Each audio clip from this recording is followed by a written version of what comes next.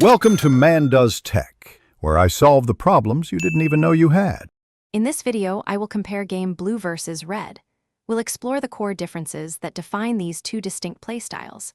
Blue teams often excel at methodical planning and securing objectives, while Red teams thrive on quick assaults and overwhelming opponents. Understanding these fundamental approaches can significantly enhance your gameplay, whether you prefer a calculated strategy or a more direct confrontation. Let's dive into the specifics of each side. Blue teams often leverage their strengths in defense and control.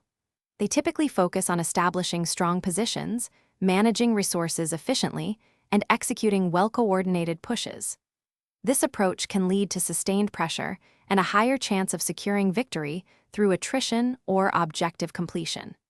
Players who enjoy thoughtful planning and teamwork often find the blue side very rewarding, offering a more measured pace of engagement.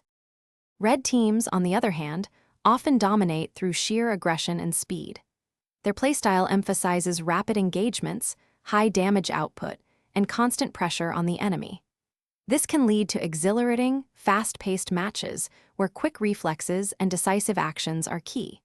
Players who prefer a more direct, offensive approach and enjoy disrupting enemy strategies will often find the red side incredibly satisfying and impactful. Ultimately, choosing between blue and red depends on your personal playstyle and what you enjoy most in a game. Do you prefer the methodical, defensive approach of the blue team or the aggressive, high-octane action of the red team? Many players find success by mastering both, adapting their strategy to the situation. Experiment with each side to discover which one truly resonates with your gaming preferences and helps you achieve victory.